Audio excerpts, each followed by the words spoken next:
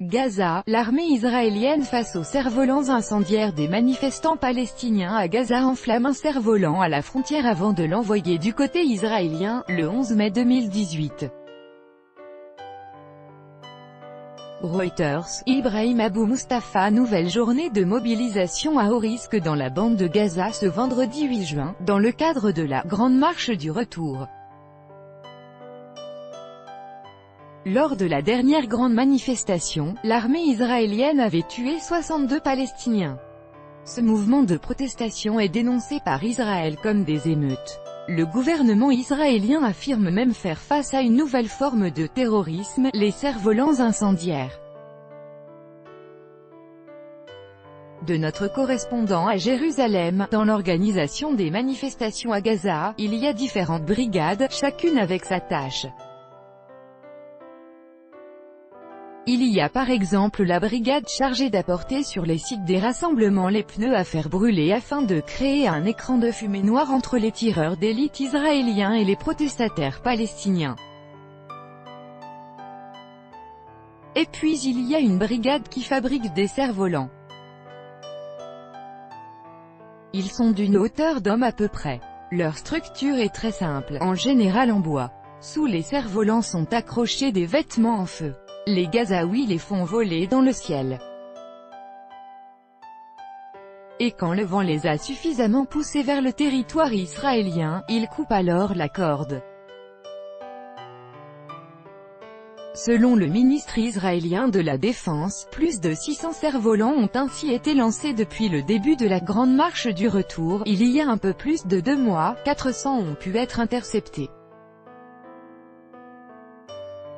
Mais environ 200 ont déclenché des incendies du côté israélien derrière la barrière de séparation.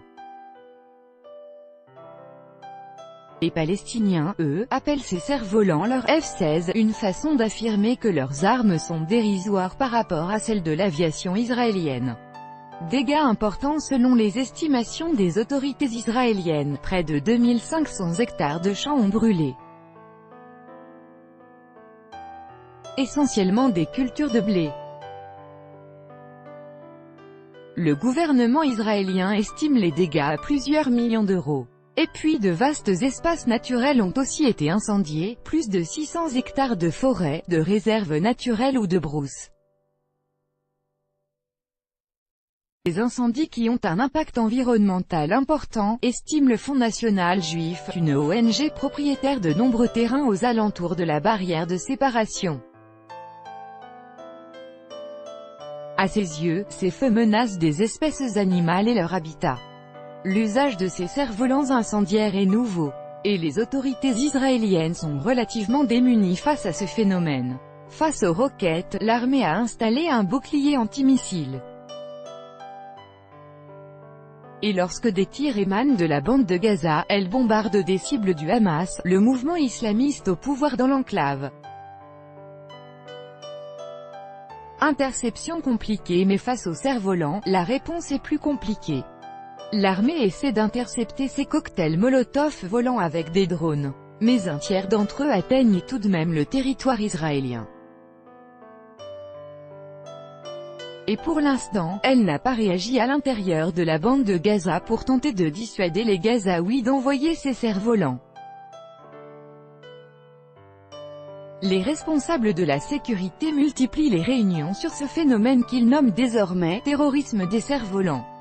La difficulté pour eux, c'est que ceux qui manipulent ces cerfs-volants ne se trouvent pas en première ligne des manifestations. Ils sont souvent dans des zones où se trouve beaucoup de monde. Leur tirer dessus sans risque et d'autres victimes est donc compliqué pour l'armée. Mais le ministre de la Défense promet une réponse selon un calendrier qui conviendra à Israël.